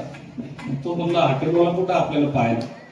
त्याने जेवण झालं ना, हळूच हात धुत असताना ते चमचे घेतले, त्याच्या पोटाच्या खिशात घातले. पोट घातलेला होता, पोटाच्या खिशात घातले, उठला आणि काउंटरला गेला. हॉटेलच्या मालकाने पाहिलं होतं की चमचे खिशात घालतानाच तो मालक जरी काउंटरला बसला तर त्याचं लक्ष होतं याच्याकडे. त्याने चमचे, याने सांगितलं भले माणसा, बिल द्यायचं नंतर होईल, चमचे पहिल्यांदा दे. काय म्हणलं, आमचे जे चमचे घेतले ते पहिले चमचे ठेव आणि त्याच्यानंतर बिल दे. चांगले सोडकोट घातलेला माणूस दिसतो, कोट घातलेला माणूस आहे, हे चमचे चोरायचं तुला कसं बरं वाटतं? आपण छोटीशी चोरी ही चमचे काय म्हणजे फार मोठी गोष्ट नाही. कुशाला आमच्या हॉटेलचे चमचे चोरून घेतो, तुला काही वाटत नाही का? त्या माणसाला कळलं. तो म्हणला तुम्ही बघितलं का? तो माणूस म्हणला मी तुला बघतच होतो, तू चमचे हात दोन चमचे खिशात घातला. मग ते चोरी करणं चांगली गोष्ट नाही. तो माणूस म्हणला जर तुम्ही बघितलंच होतं तर मग त्याला चोरी कशी म्हणता येईल? जी बिना बघता केली तिला चोरी म्हणतो. मी ते घेतलेले खिशात ठेवलेले खरी गोष्ट आहे. त्याला सांगितलं काढ चमचे, तो मला काढणार नाही. हा मला असे कसे काढणार नाही? लोक जर असे चमचे न्यायला लागले, भांडे उचलून न्यायला लागले तर आमचं हॉटेल चालेल का? त्याच्यामुळे पहिल्यांदा चमचे काढायचे, त्याच्याशिवाय तुला बाहेर जाता येणार नाही. चोरी करणं चांगली गोष्ट नाही, तुझ्यासारख्या सभ्य माणसाला ते अजिबात शोभत नाही. तो म्हणला मालक याच्यामध्ये माझी काही चूक नाही. काय म्हणलं, माझी काही चूक नाही. मालक म्हणला चोरी केली पुन्हा वरून म्हणतो माझी काही चूक नाही. कशी चूक नाही? तो म्हणला ते तुम्ही डॉक्टरला विचारा. काय म्हटलं? डॉक्टर. मालकाच्या लक्षात येईना की डॉक्टरचा आणि आपल्या चमच्याचा काय संबंध. मग तो म्हणला डॉक्टरचा काय संबंध आला इथं? त्या माणसाने काय केलं, खिशातून एक औषधाची बाटली काढली आणि त्या औषधाच्या बाटलीवर एक ओळ लिहिलेली होती, जेवण झाल्यानंतर 2 चमचे घेणे. बाटलीवर काय लिहिलेलं होतं? जेवण झाल्यानंतर 2 चमचे घेणे. याचा अर्थ ते हॉटेलातले घेणे का औषधाचे घेणे हे लिहिलेलं नव्हतं. म्हणजे फक्त ओळ लिहिलेली होती की जेवण झाल्यानंतर 2 चमचे घेणे. तो म्हणजे माझं जेवण झालं, मी 2 चमचे घेतले, माझी काय चूक? त्याने सांगितलं वेड्या, डॉक्टरने हे चमचे नाही तुला घ्यायला सांगितले, ज्या बाटलीवर लिहिलेलं ना त्या बाटलीतलं औषध तुला घ्यायला सांगितलं. तो म्हणजे इथं औषध लिहिलेलंच नाहीये, इथं फक्त 2 चमचे घेणं. त्याने सांगितलं जरी वाक्यामध्ये एखादा शब्द लिहिलेला नसला तरी त्या वाक्यामध्ये तो शब्द संदर्भ लावून घ्यायचा असतो. उदाहरणार्थ शाळेत जर आपण गेलो तर आपल्याला मराठीच्या प्रश्नामध्ये एक प्रश्न असतो की खालील वाक्याच्या संदर्भासहित 5 ओळी लिहा. संदर्भासहित म्हणजे एक वाक्य दिलेलं असतं, त्या वाक्याचा संदर्भ आपण लिहायचा असतो. तसं तुकाराम महाराजांनी अभंगाची सुरुवात आता शब्दाने केली. या आता शब्दाचा काय संदर्भ लावायचा आहे? त्याचा संदर्भ असा आहे की माझं कल्याण व्हावं म्हणून मी जगात गेलो, जगाकडे गेलो. कल्याण झालं नाही जीवाकडे गेलो, कल्याण झालं नाही देवाकडे गेलो तरी कल्याण झालं नाही. आणि मग माझ्या लक्षात आलं की जग कल्याण करू शकत नाही, देव कल्याण करू शकत नाही, जीव आपलं कल्याण करू शकत. जीव का करू शकत नाही? जीव अपूर्णच आहे आणि एक अपूर्ण दुसऱ्या अपूर्णाला कधीही पूर्ण करू शकत नाही. पहिली गोष्ट, जग का पूर्ण करू शकत नाही याचं कारण आहे हा संसार जो आहे ना, हा दिसायला जरी दिसत असला तरी विचाराच्या कसोटीवर संसार नावाचा पदार्थच नाही, संसार नावाची गोष्टच नाही. आणि तो दिसत असला तरी भासत असला तरी अनुभवाच्या आणि विचाराच्या कसोटीवर त्याची अजून सिद्धी झालेली नाही. जी वस्तू नाहीच ती गोष्ट आपल्याला सुख देऊ शकत नाही, तिचा संभ्रम आपल्याला दुःखी करू शकतो. कितीतरी गोष्टी आपल्याला सांगता येतील, आपला वेळ संपलेला आहे, तिचा संभ्रम आपल्याला दुःखी करू शकतो. एक शिकलेला तरुण मुंबई सारख्या शहरात नोकरीला गेला. मुंबईमध्ये सगळं सुलभ आहे, एकच गोष्ट दुर्लभ आहे ती म्हणजे राहायला जागा. मुंबईत बाकी सगळं मिळेल, राहायला जागा. किती मोठा श्रीमंत माणूस असला तरी 10x10च्या घरात राहतो, त्याच्यापेक्षा मोठं घर त्याला मिळत नाही. एक तरुण गेलेला होता, शहरात गेला, तो राहण्याकरता छोटीशी खोली होती, तिथं एक कॉट होता. त्या पलंगावर झोपला, त्याचं लग्न झालं आणि त्याची धर्मपत्नी तिथं आली. गोष्ट तुम्हाला कळाली, फक्त आठवण करून देतो. आणि त्या कॉटवर दोघं पडल्या पडल्या याच्या लक्षात आलं. तो पत्नीला म्हणाला, एवढं लहान घर आहे, एवढ्या छोट्याशा कॉटवर आपल्या दोघांना झोपता येतं, बाकी सामान ठेवायला जागाच नाही. तो म्हणला, आपल्याला जर एखादं मुलबाळ झालं तर मग जागा कशी? ती म्हणली, काही नाही, आपलं मूल काय आपल्याला जड नसतं, तुम्ही थोडं मागं सरका. म्हणजे जागा करून दाखवायची होती की ते कुठं नाही. तर त्या पलंगावर झोपल्या झोपल्याच तो मागं सरकला. म्हणजे हे बघा, थोडी मध्ये जागा आहे ना, याच्यात आपला मुलगा झोपून जाईल. मग तो म्हणला, जुळं झालं तर 2 झाले. मग झालेले नाही, आपलं झालं तर ती म्हणले, अजून थोडं मागं सरका, अजून थोडं सरका. तो अजून थोडा सरकला, म्हणजे त्या पलंगाच्या काठावरच गेला आता. तो म्हणला, ठीक आहे, जुळं झालं तर 2 झाले तर समजा आपण ऍडजस्ट करू, पण पुन्हा एखादं झालं मग तिसरं. ती म्हणली, अजून थोडं सरका. आता तो मागं सरकायला गेला, खाली पलंग उंच होता, जे जोरात खाली आदळला असाच. तर खाली काहीतरी खलबत्ता होता, काहीतरी ठेवलेली होती वस्तू, त्याचं कंबर त्याच्यावर पडलं आणि त्याचा मणका मोडला. तो जोरात ओरडला आणि त्याचं कंबरच कामातून गेलं. मला सांगा, त्याला खाली पाडलं कोणी? पाडलं त्या मध्ये झोपणाऱ्या मुलाने, मध्ये झोपणाऱ्या मुलाने. मग मला सांगा, असलेल्या मुलाने त्याला खाली पाडलं का नसलेल्या? नसलेल्या. नसलेले मुलं जर हे करीत असतील तर असलेले काय काय करतील? तो मुलगा नव्हता, फक्त त्याने कल्पना केलेली होती. मला वाटतं कल्पना अविद्या, त्याने झाला जीव. माणसाला जीव कशाने आले असेल तर संसाराच्या फक्त कल्पनाच आहे. जगामध्ये संसार नावाचा पदार्थ अस्तित्वातच नाही. न झाला प्रपंच आहे परब्रह्म, अहम सोहम ब्रह्म. आकळले प्रपंच एक झाला होता, येतो समोर मिथ्या वार्ता. पुढे होईल मागुता, करा कल्पांती घडेना.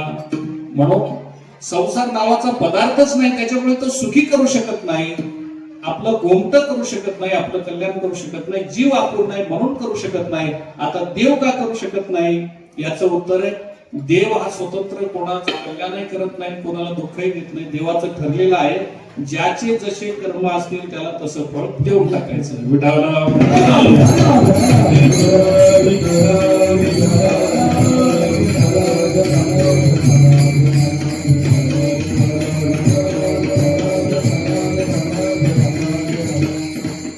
देव हा मायेतून सोडवित नाही, म्हणून तर देवाला पुन्हा पुन्हा प्रार्थना करावी लागते. सांभाळे सांभाळे आपुले हे माया. त्याने सांगूनच टाकलेले, दैवे हे शांगुणमय मम माया दुरत्या मामेव एक प्रपद्यन्ते माया एतां तरंती. ते या जगामध्ये ज्याला श्री गुरुचा आश्रय मिळाला तेच फक्त तरू शकतात. हे कोण सांगतं? देव सांगतो. देव म्हणतो माया माझी आहे आणि तिच्यातून जर सुटायचं असेल, हा संसार माझा आहे, त्याच्यातून जर सुटायचं असेल तर तुम्हाला आश्रय श्री गुरुचा करावा लागणार आहे. येत एकची दिला तरले, त्याच्या पुढे सांगितलेलं जया सद्गुरु तारू पुढे. ज्याला सद्गुरु तारू आहे तेच या भवसागरातून पार होऊ शकतात. म्हणून तुकोबारायांच्या लक्षात आलं की आता आपल्याला दुसरं कोणी सोडू शकत नाही. म्हणून महाराजांनी शब्द वापरला, आता तुम्ही कृपा, आता तुम्ही कृपा, आता तुम्ही कृपावंत साधू संत जीवन. इथं कृपावंत साधू हे कृपावंत, 2 शब्द आहे, कृपा आणि दया. साधू कृपावंत आहे, दया ही त्याच्या अलीकडची गोष्ट आहे, कृपा ही त्याच्या पुढची पायरी. दया म्हणजे काय? प्रतिकूल परिस्थितीमध्ये जिची गरज असते तिला दया म्हणतात.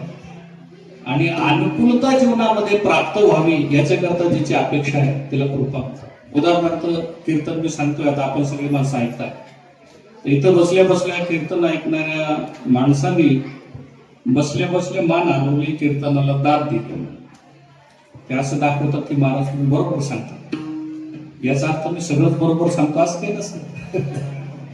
मी सांगतो ते सगळंच बरोबर आहे असं काही नसतं, पण तुम्ही बसलेली माणसं सज्जन आहे.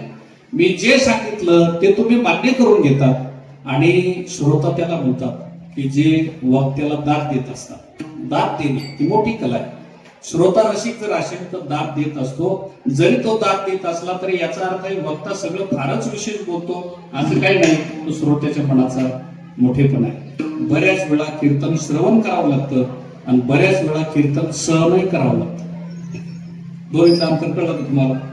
कीर्तन श्रवण करणं वेगळी बाब आहे आणि कीर्तन सहन करणं वेगळी बाब आहे. सहन करणं कशाला म्हणतात? अजिबात पटत नाही पण आता बसलो तर उठता येत नाही, याला म्हणायचं 2 तास सहन करणे.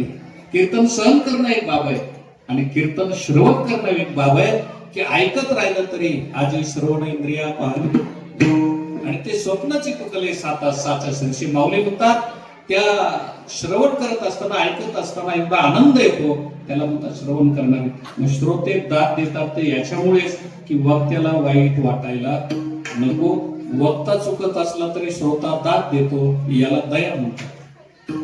श्रोत्यांनी वक्त्यावर केलेली दया.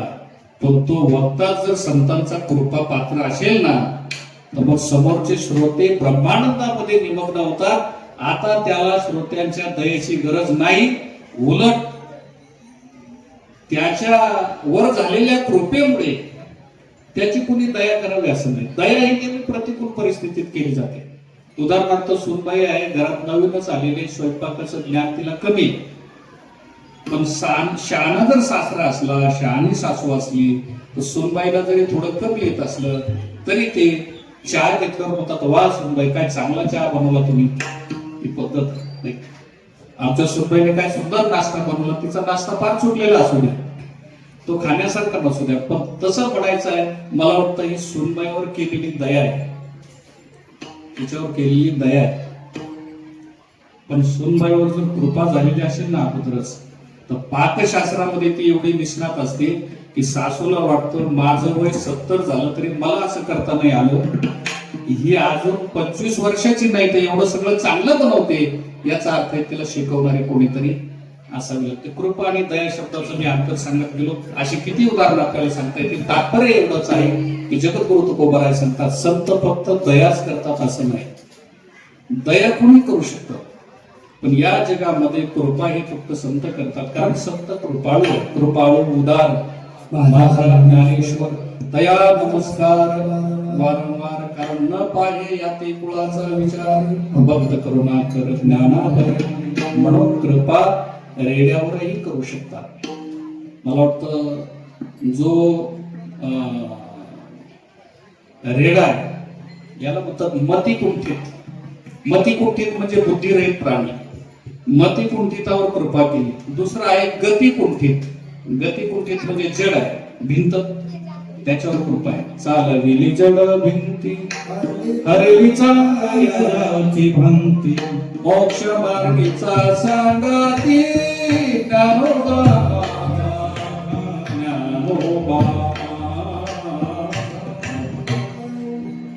रेड्यावर कृपा केली तो सजीव आहे, भिंत निर्जीव आहे, पण काय कृपेमध्ये ताकद आहे.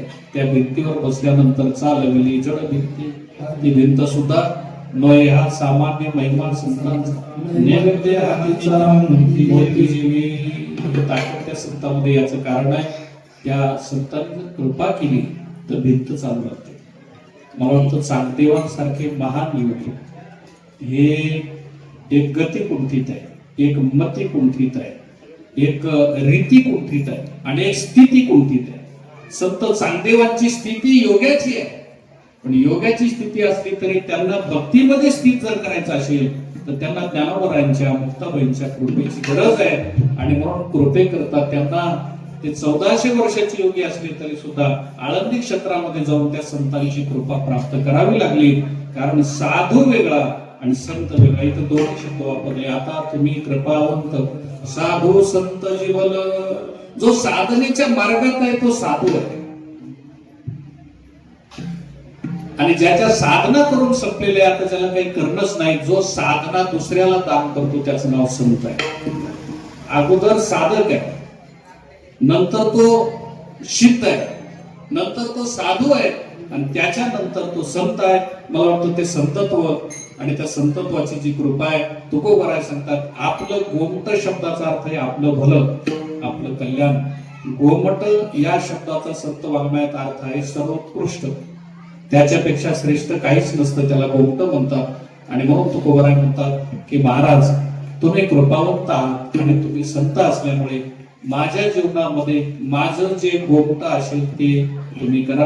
अभंगाचं गोमटे ते करा माझे. वाजून गेलेले वाजलेले. दुसरी गोष्ट, मी फेटा बांधित असताना मला एक गोष्ट कळाली. खरं म्हणजे कीर्तनकाराजवळ सगळ्याच गोष्टी लीक करायच्या नसतात. एक गोष्ट लीक झाली की कालच्या मार्गाने 9:30 वाजवली होती असं मला अगोदरच कळलं. मग आता कालच्या मार्गाने 9:30 वाजवलं, तुम्ही कशाला कसर करणार आहे? तुम्ही जर मला अगोदर सांगितलं नसतं तुम्ही बरोबर 9:15 पर्यंत माझं कसं तरी ओळखलं असतं. पण मला मार्ग मिळाला की कालच्या मार्गाने 9:30 वाजवली. मग यज्ञाचरती श्रेष्ठ. मोठे माणसं जे जे करतात, मग आमच्यासारखे लहान माणसं शिकून जातात. तसं तुम्ही सूचना दिल्यामुळे पण आता वेळ आपला संपलेला असला तरी अभंग फार सुंदर आहे आणि चिंतन करण्याचं खरं म्हणजे आपल्या सगळ्यांच्या पाठातला आहे. पण अभंगाच्या अर्थाकडे आपलं लक्ष कमी असतं. महाराज म्हणतात गोमटे ते करा म्हणजे भार ओझे तुम्हाचे. महाराज गोमट म्हणजे नेमकं काय करायचं तुम्ही सांगा. संतांनी विचारलं तुकोबराय, तुम्हाला जे पाहिजे असेल ते तुम्ही मागून घ्या. तुम्हाला जे पाहिजे असेल ते तुम्ही मागून घ्या. मला थोडा वेळ पाहिजे होता, त्यांच्याकडे मी मागून घेतला. त्यांनी मला परवानगी दिली. म्हणजे रावसाहेब दादा ते म्हटले थोडाफार घ्या अजून, असं म्हणजे लगेच काही काटेकोर नाही. तर तुम्हाला काय पाहिजे असेल तुकाराम महाराज मागून घ्या. या अभंगामध्ये तुकोबराय काय म्हटले माहिती, महाराज म्हणतात जे गोमट असेल म्हणजे माझ्यासाठी जे चांगलं असेल ना ते तुम्ही करा. ते तुम्ही करा. काय राहतं, जागा आपली राहते, पैसे आपले असतात, आपल्याला घर बांधायचं असतं. इंजिनियरला आपण जागा दाखवतो ना आपलं बजेट सांगतो, कमीत कमी आम्हाला 25 लाखाचा बंगला बांधायचं आणि एवढी जागा आहे. इंजिनियर म्हणतो त्यानुसार प्लॅनिंग मी काढतो. मला सांगा जागा आपली, घर बांधायचं आपल्याला, त्याच्यात राहणार आपण आणि पैसे सुद्धा आपलेच. आणि त्याचं डिझाईन कोण करणार? इंजिनियर करणार. तो का करणार याचं उत्तर आहे सगळं आपलं असलं तरी चांगल्या घराचं डिझाईन करणं आपल्याला येत नाही. जीवन आपलं आहे, जीवन आपलं आहे. पण आपल्या जीवनामध्ये आपल्या कल्याण कशाने होईल याचं डिझाईन आपल्याला अजून करता आलेलं नाही. जर करता आलं असतं तर एवढा वेळ आपण व्यर्थ आपल्या आयुष्यात घातला नसता. एक जन्म नव्हे अनंत जन्म आम्ही या सगळ्या व्यवहारामध्ये घातलेले आहेत. तर आमचं कल्याण करण्याकरता आमचं कल्याण कशात आहे ते महाराज म्हणतात आम्हाला माहित नाही. संतांना तुम्ही कृपा करा आणि कृपा करून जे माझं गोमट असेल ते तुम्ही करा. मला वाटतं आमच्या बुद्धीने जेव्हा आम्ही घेतो ना तेव्हा आम्ही फसतो आणि संतांच्या बुद्धीने जेव्हा घेतो ना तेव्हा आम्ही फायद्यात असतो. तुम्हाला 2 वेळेची एक गोष्ट सांगतो. लहान मुलगा आईच्या सोबत होता. बोरं विकणारी एक आजी बसली होती. मुलाने बोरं मागितले आणि त्या बोरं विकणाऱ्या आजीने पाहिलं. ते म्हणले लहान पोरगा आहे, छोटा बालक आहे, त्याला काय विकत द्यायचं. ते म्हणले बाळू इकडे, तुला पाहिजे तेवढे घेऊन. आता लहानच पोरगा आहे, ते किती घेऊन घेणार आहे, त्याचे हात एवढेशे. मग बोरं विकणारी आजी जरा सरळ होती, तिचे घरचीच होते. ती म्हटली काय नाही, बोरं घे. आता जिचं पोरग होतं ती तिची मैत्रीणच होती, पण ते लहान पोरग बोरं घेतच नव्हतं. लहान पोरग बोरं घेत नव्हतं. मग ती आई म्हणली घे ना, तुला बोरं पाहिजे ना. अहो ताई सांगतात तू बोरं घेऊन टाक. त्याने सांगितलं नाही मी नाही घेणार, पण मला बोरं पाहिजे. त्याला बोरं पाहिजे पण तो घेत नाही. त्या बोरं विकणाऱ्या आजीने काय केलं, आपल्याच हाताने एक ओझळ भरली आणि त्या पोराला दिली. मग त्या पोराने काय केलं, खरं म्हणजे लहान मुलं जुन्या काळातले फार कमालीचे होते. त्याने असा शर्ट घातला होता ना, असं सदराच पुढे केला. खरं म्हणजे तो आनंदच वेगळा होता. आता तितके निरागस मुलं राहिले नाही. आता जर एखाद्या पोराला चॉकलेट दिलं तर ते लगेच म्हणतं थँक्यू. म्हणजे आपल्या दिल्याचं काही फायदाच नाही. खरं म्हणजे मुलाच्या हातात दिलं त्याने आनंदाने उड्या मारायला पाहिजे. तर मुलाला त्या आजीने दिलं, त्याने असं घेतलं. परत निघाल्यावर त्या आईने विचारलं का रे बाबा तुला बोरं पाहिजे होते. आणि ते बोरावाली सांगत होती बोरं घे, तू तुझ्या हाताने काय घेत नव्हता. ते पोरग म्हटलं आई तू एवढी मोठी असली तरी तुला अजून समजत नाही. म्हणे का? माझा हात केवढासा, बोरं किती आले असते माझ्या हातात? 4 बोरं आली नसते. त्या आजीचा हात मोठा होता, तिने जेव्हा गोंजळ भरून दिले तेव्हा माझ्यापेक्षा 4 पट मला जास्त आले. जेव्हा आम्ही आमच्या बुद्धीने काहीतरी उचलीत असतो ना, तेव्हा आम्ही नेहमी तोट्यात असतो. संत आम्हाला जेव्हा देत असतात ना, तेव्हा ते आघात देत असतात. कृपया केली संतजनी, अथवा या संतांचे हे देणे, कल्पतरुणी तुने परिसा परीक्ष अगाध देणे, चिंतामणी ठेंगणा. या ठिकाणी तुकोबाराय म्हणतात, ज्याच्यात माझं गोष्ट असेल ना, ते तुम्ही ठरवा, मला माहित नाही. म्हणून गोमटे ते करा माझे, भार ओझे तुम्हासी. फक्त कितीतरी एका श्लोकाची आठवण करून देतो. पहिल्या अध्यायामध्ये अर्जुनच बोलत राहिला आणि देव ऐकत राहिले. खरं म्हणजे ज्याने बोलायला पाहिजे होतं ना, तो गप्प बसला होता. ज्याने ऐकायला पाहिजे ना, तो बोलत होता. मग देव का बोलत नव्हता? देव का बोलत नव्हता? जोडे तुम्ही. देव का बोलत नव्हता? पहिल्या अध्यायात अर्जुन बोलत होता म्हणून देव बोलत नव्हता. अर्जुनाचं बंद झाल्याशिवाय देवाला बोलता येईल का? अर्जुनच. पण अर्जुन का बोलत होता? अर्जुनाला वाटत होतं मला कळतं सगळं, आणि अर्जुनच म्हणलं हे असं होईल, मग मला पाप लागेल, मग ते कुवर्ण शंकर होईल, ते आमकं होईल.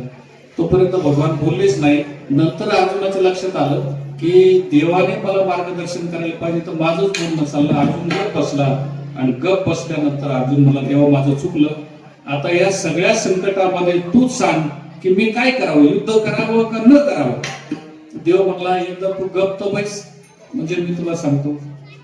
मग अर्जुनाने देवाला विचारलं. देव म्हटले तुला मी काय सांगतो? अर्जुन म्हणला ज्याच्यात माझं कल्याण असेल ते तू सांग. यस श्रेयाम निश्चितम ब्रोहितमे शिष्यस्ते शादी पाप पाप प्रपन्न. यस श्रेयाम या शब्दाचा अर्थ होतो या श्रेय, जे श्रेयस्कर असेल, माझ्या हिताला योग्य असेल. यस श्रेयाम निश्चितम ब्रोही, जे माझ्या कल्याणाला कारण आहे. देवा तू नक्की मला ते सांग, कारण मी तुझा शिष्य आहे. प्रपन्न, मी तुला प्रपन्न आहे, मी तुला शरण आहे. आणि जेव्हा माणूस प्रपन्न होतो, शरण होतो आणि मागत असतो ना, तेव्हा समोरचा माणूस देत असतो. मला वाटतं जेही विधी होय नाथ हित मोरा. तुलसीदास सांगतात भक्त देवाला मागत असतात ज्याच्यात माझं कल्याण आहे, देवा तूच कर. तसं संतांकडे आपण मागत असताना संसार मागायचं नाही, विद्या मागायची नाही, गुण मागायचं नाही, ज्ञान मागायचं नाही. आपण एवढंच संतांकडे मागायचं.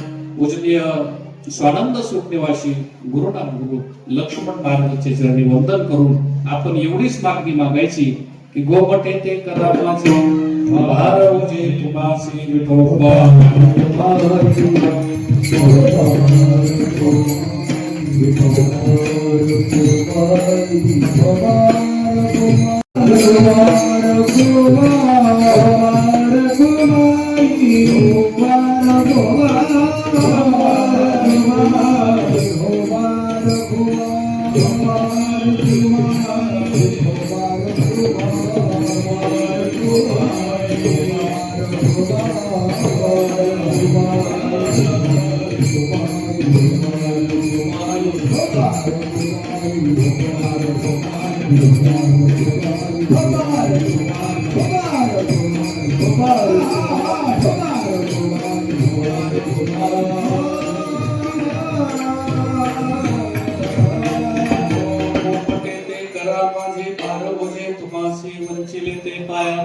नाही असे वेगळे.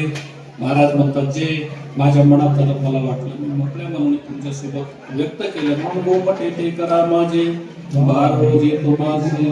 हे तुका सोडिल्या गावी